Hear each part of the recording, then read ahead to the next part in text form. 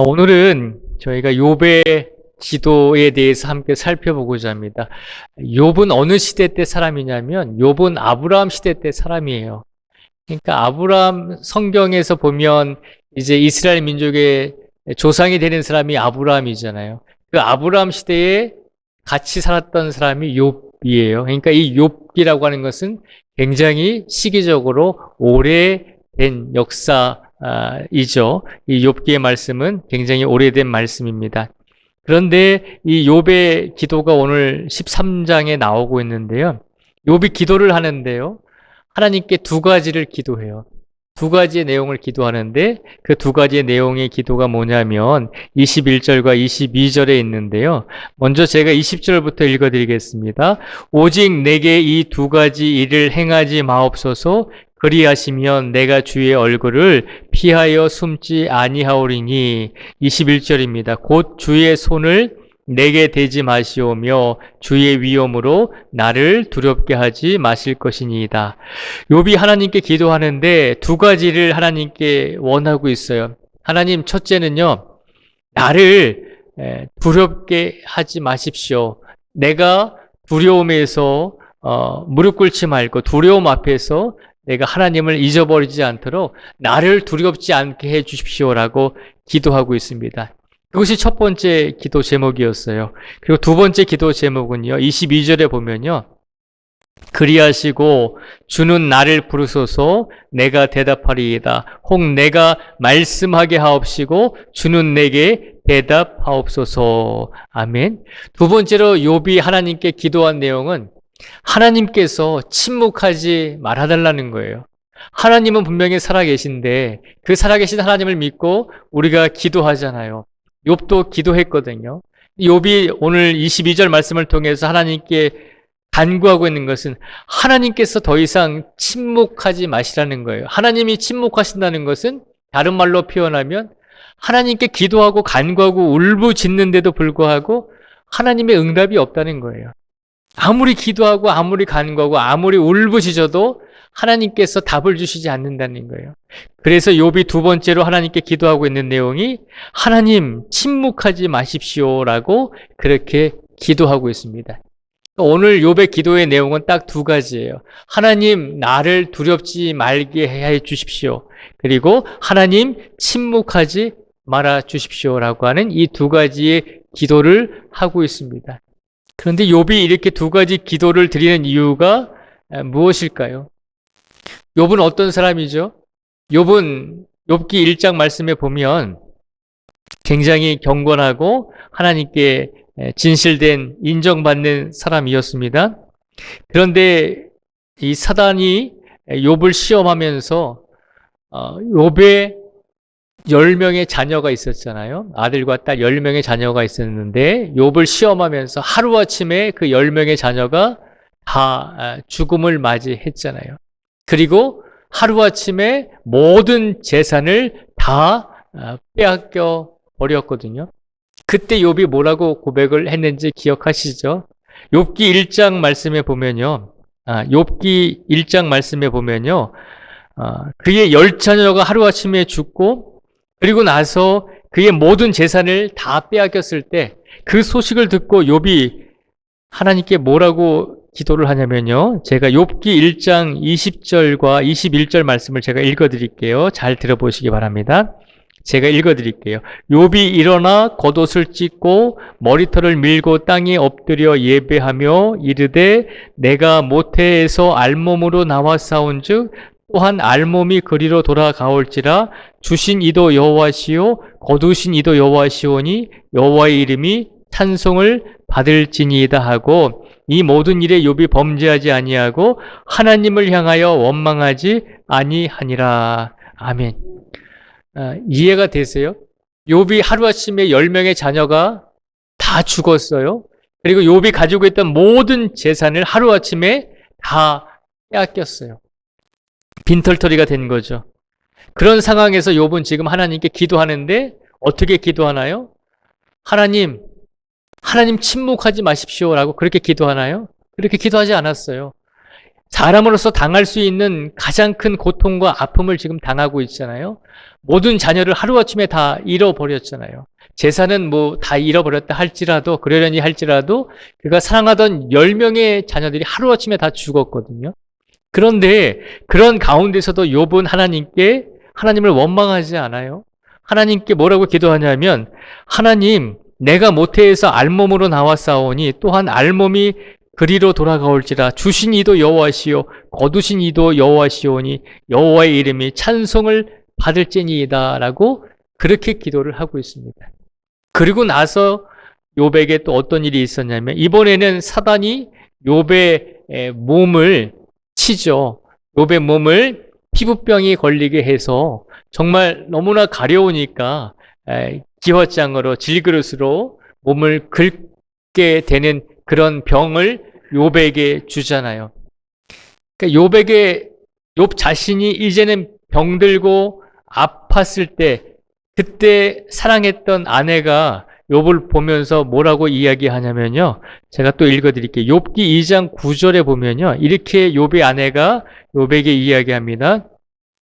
그의 아내가 그에게 이르되 당신이 그래도 자기의 온전함을 굳게 지키느냐? 하나님을 욕하고 죽으라 라고 욥의 아내가 욥에게 이야기했다는 것입니다. 그래서 우리가 욥기 2장을 보면 욥의 아내가 참 못됐구나라고 생각을 하잖아요. 근데 성경이 아니라 다른 역사적인 자료를 찾아보면 이 욥의 아내가 이렇게 이야기할 수밖에 없는 이유가 있는데, 그것은 나름대로 모든 재산을 잃고 모든 자녀를 잃고 나름대로 남편을 보살피기 위해서 최선을 다했다는 것입니다. 성경에는 나오지 않고요. 다른 역사서에 보면 기록이 나와 있는 부분이 있는데, 그 기록에 보면 욥의 아내가 최선을 다했다는 것입니다. 욥을 지키기 위해서, 욥을 보살피기 위해서. 그런데 해도 안 되잖아요. 욥의 몸이 낫지도 않고 아무리 열심히 일해도 다시 예전처럼 재산은 늘어나지 않고 하루하루 먹기 살기에도 바빴다는 것이죠. 그런 시간이 지속되다 보니까 결국에는 이 아내에게도 한계가 온 거죠. 어느 날 욥이 기왓장으로 몸을 긁고 있는 자신의 남편을 보면서 그 여인이 한 말이 바로 이 욥기 2장 9절이다라고 하는 것입니다. 그래도 자기의 온전함을 굳게 지키느냐? 차라리 하나님을 욕하고 죽으라는 것입니다. 사랑하는 아내로부터 이런 말을 들었습니다. 이때도 욥은 어떻게 했을까요? 하나님께 기도하면서 욥이 뭐라고 이야기했냐면 10절에 보면요. 욥기 2장 10절에 보면 이렇게 고백을 합니다. 그가 이르되 그대의 말이 한 어리석은 여자의 말 같도다. 우리가 하나님께 복을 받았은즉 화도 받지 아니하겠느냐 하고 이 모든 일에 욥이 입술로 범죄하지 아니하니라. 욥이 이때도 범죄하지 아니했죠. 욥이 이때도 아내가 자기를 보면서 차라리 하나님을 욕하고 죽으십시오라고 그렇게 자신을 비난함에도 불구하고 욥은 자신이 피부병에 걸려서 지금 기왓장으로 질그릇 조각으로 몸을 긁고 있는 현실임에도 불구하고 하나님을 원망하지 않았어요. 그런데 욥기 오늘 본문 13장에 보면 욥이 기도를 하면서 하나님께 뭐라고 기도하죠? 하나님, 나에게 두 가지 일을 행하지 마세요. 하나는 내가 두렵지 않게 해주세요. 하나는 하나님 침묵하지 말아주세요 라고 하는 이 두 가지 기도를 하나님께 드리고 있잖아요. 그러니까 욥기 1장과 2장의 욥의 고백과 욥기 13장에서 욥이 기도하는 내용을 보면 굉장히 다른 모습을 보여주고 있잖아요. 왜 그랬을까요? 10명의 자녀가 죽었음에도 불구하고 욥은 흔들리지 않았습니다. 하나님을 의지했습니다. 그리고 그 자녀가 죽었을 뿐만 아니라 이제는 자신의 몸에 피부병이 걸려서 많은 고통과 병에 걸려서 괴로움을 당할 때도 아내가 욥을 보면서 그렇게 살 바에야 차라리 하나님을 원망하고 죽어라라고 이야기하는 그 말을 듣고서도 욥은 하나님을 원망하지 않았어요. 그랬던 욥이 욥기 13장의 기도에서는 하나님께 울부짖잖아요. 나를 두렵게 하지 마십시오. 그리고 하나님 제발 침묵하지 마십시오라고 하는 이런 기도를 간구를 하나님께 드리고 있잖아요. 왜 이렇게 욥이 욥기 13장에서 이런 처절한 기도를 하나님께 드렸을까요? 그것은 욥의 고통이 오랫동안 지속이 되었다는 거죠. 시간 앞에 장사가 없는 것 같아요. 시간 앞에 힘들고 어려운 일들이 계속해서 지속적으로 오랜 시간 동안 이어지면 결국 우리의 믿음도 그 시간 앞에서 무너질 때가 있다는 것이죠. 욥도 마찬가지였습니다. 욥기 1장과 2장의 말씀에 보면 정말 믿음이 흔들리지 않고 그의 자녀들이 죽었을 때도 그의 몸이 피부병이 걸려서 완전히 망가졌을 때에도 욥은 하나님을 원망하지 않잖아요. 그런데 시간이 지나니까 욥의 믿음이 점점 흔들리기 시작하는 것이죠. 그리고 시간이 지나면서 욥을 더 괴롭혔던 것은 뭐냐면 자신의 자녀들이 죽은 것 그것도 아니고 자신의 몸이 병든 것 그것도 아니다라고 하는 겁니다. 시간이 지날수록 욥이 힘들었던 것은 욥의 친구들이 욥의 믿음에 대해서 너는 죄를 지었다. 너는 악을 행했다라고 하는 그런 비판과 비난이 계속해서 쏟아지게 되거든요. 그 앞에서 욥이 무너진 거죠. 자녀가 죽었을 때도 욥은 신앙이 흔들리지 않았어요. 자신의 몸이 망가졌을 때도 욥은 자신의 믿음이 흔들리지 않았어요. 욥이 흔들렸던 건 너는 이런 사람이야. 너는 죄인이야. 너는 악을 행했기 때문에 이렇게 벌받는 거야 라고 하는 친구들의 그 비판에 그 말에 욥이 흔들리기 시작했다는 것이죠. 그리고 시간이 지속적으로 가면서 욥의 믿음도 점점 나약해지기 시작했다는 거죠.